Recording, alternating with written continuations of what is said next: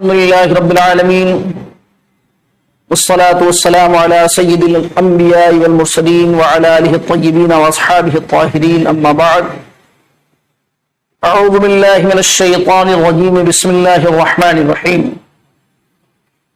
فصل لربك وانحر صدق الله العظيم اللهم صل على سيدنا ومولانا محمد معدن الجود والكرم وآله وصحبه وبارك وسلم صلاة و سلاما دائما علیک یا رسول اللہ علیک الصلاۃ والسلام۔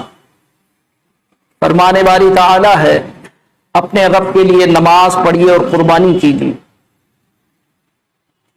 پیارے آقا علیہ الصلاۃ والسلام ارشاد فرماتے ہیں، طبرانی نے اس حدیث کو حضرت امام حسن ابن علی مرتضی رضی اللہ تعالی عنہما سے روایت کیا ہے کہ فرمایا پیارے آقا علیہ الصلوۃ والسلام نے جس نے خوش دلی سے ثواب کی نیت سے قربانی کی تو وہ قربانی اس کے لیے جہنم کی آگ سے پردہ بن جائے گی۔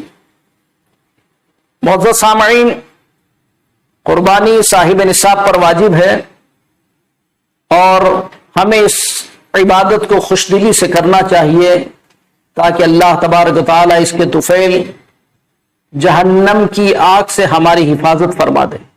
آج کی مجلس میں عرض کروں گا کہ کن کن جانوروں کی قربانی جائز ہے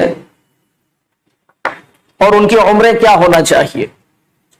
پہلے یہ سمجھ لیں کہ کن کن جانوروں کی قربانی جائز ہے۔ اونٹ، بیل، بھینسا، بکرا، مینڈھا، دمبا، نر ہو یا مادہ، خصی ہو یا غیر خصی، سب کی قربانی جائز ہے۔ جنگلی جانور جیسے ہرن، نیل گائے، بارہ سنگا وغیرہ، ان کی قربانی نہیں ہو سکتی، چاہے ان کو گھر پر پال کر کے گھریلو جانور کی طرح سے پرورش کی ہو، لیکن ان کی قربانی جائز نہیں۔ جانوروں کی عمر کیا ہونا چاہیے، اس بارے میں بھی آپ توجہ سے سماعت فرما لیں۔ اونٹ کی عمر 5 سال، بیل اور بھینسا 2 سال کا ہونا چاہیے، مینڈھا، دمبا، بکرا یہ پورے سال بھر کا ہو۔ اگر ان کی عمریں زیادہ ہے تو اس میں کوئی حرج نہیں ہے، لیکن جو متعین عمر شریعت نے فرما دی ہے اس سے کم نہیں ہونا چاہیے۔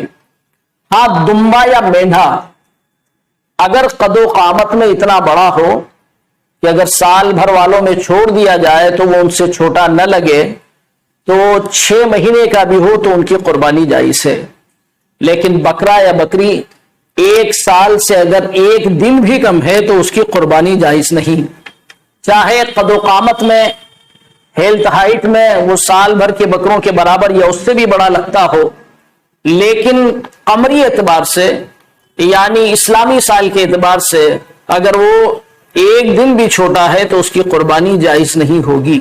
بکرے میں سال بھر ہونا شرط ہے، چاہے اس نے دانت نہیں توڑے۔ یہ جو پہچان ہے کہ 2 دانت والا بکرا، تو یہ شرط نہیں ہے، یہ صرف ایک پہچان ہے۔ بہرحال یہ ہونا ضروری ہے کہ اس کی عمر بکرے کی سال بھر ہو اور بھینسے کی عمر 2 سال ہو، اونٹ کی عمر 5 سال ہو۔ قربانی کا جانور اچھا، فربا، موٹا، تازہ ہونا چاہیے۔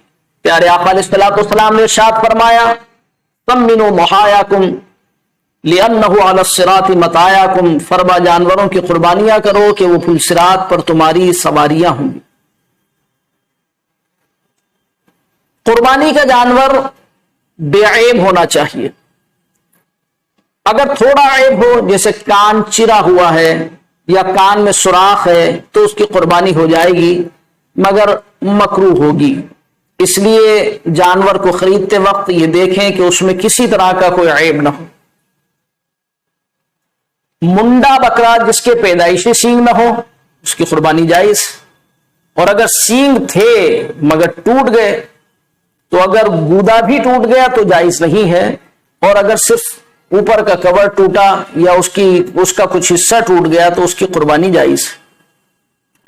بکری کی قربانی بھی جائز، چاہے بکری بانجھ ہو یا بچے والی ہو یا حاملہ ہو اگر وہ سال بھر کی ہے اور اس کے اندر کوئی عیب نہیں ہے تو اس کی بھی قربانی جائز ہے۔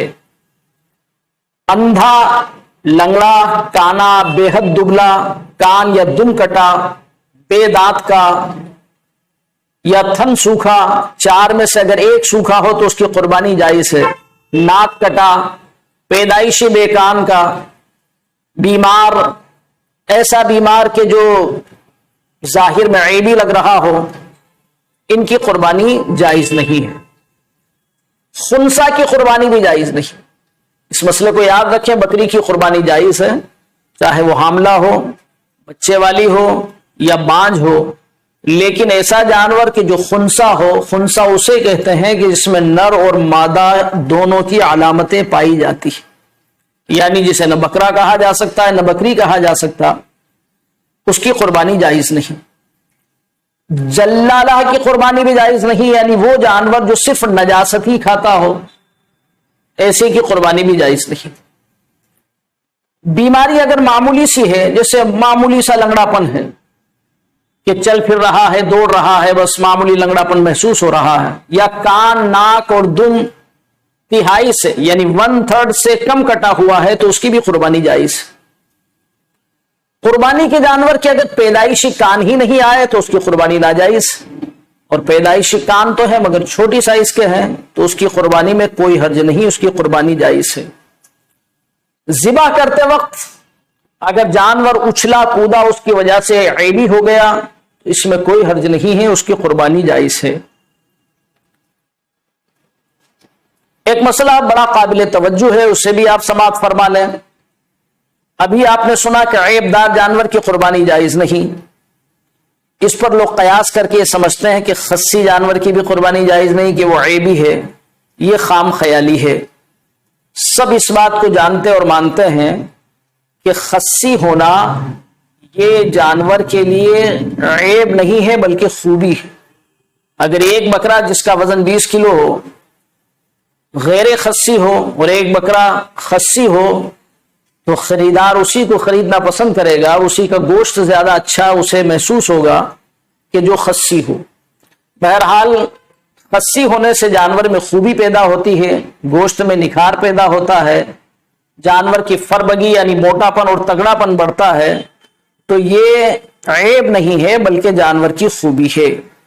یہاں اس میں عقل کو دخل نہیں دینا چاہیے، بلکہ اس بارے میں بڑی ایک مستند بات آپ حضرات کے سامنے پیش کر دیتا ہوں۔ امام احمد اور ابو داؤد اور ابن ماجہ و دارمی حضرت جابر رضی اللہ تعالیٰ عنہ سے روایت کرتے ہیں کہ نبی صلی اللہ تعالیٰ علیہ وسلم نے ذبح کے دن 2 مینڈھے چت کبرے سینگ والے خصی کیے ہوئے ذبح کیے۔ بہار شریعت جلد نمبر 15 صفحہ نمبر 130 پر یہ حدیث صدر الشریعہ مولانا امجد علی صاحب نے نقل فرمائی، اور فتاوی عالمگیری جلد نمبر 5 صفحہ نمبر 264 میں ہے کہ خصی کی قربانی غیر خصی سے افضل ہے، اس لیے کہ اس کا گوشت زیادہ ستھرا ہے۔ سب جانتے ہیں اس بات کو اور مانتے بھی ہیں کہ خصی بکرا غیر خصی سے زیادہ صاف ستھرا، فربا، قیمتی ہوتا ہے، اور اس کا گوشت بھی نفیس اور ستھرا ہوتا ہے، اور خصی کروایا ہی اس لیے جاتا ہے کہ جانور فربا ہو اور گوشت ستھرا ہو۔ تو پھر جب خصی مینڈھوں کی قربانی ہمارے آقا صلی اللہ تعالی علیہ وسلم سے ثابت ہے، تو کچھ لوگ جو اپنی جہالت اور ہٹ دھرمی پر اڑے ہوئے ہیں اور صرف یہ الزام لگاتے ہیں کہ مولویوں نے اس کو جائز قرار دیا ہے، یہ محض جھوٹ اور بے اصل بات ہے۔ ہمیں دین کو سمجھنا چاہیے اور ضد اور ہٹ دھرمی سے باز رہتے ہوئے شریعت کے مطابق عمل کرنا چاہیے۔ اللہ تعالی ہمیں بہتر سے بہتر جانوروں کو قربانی کرنے کی توفیق عطا فرمائے۔ وآخر دعوانا الحمدللہ رب العالمین۔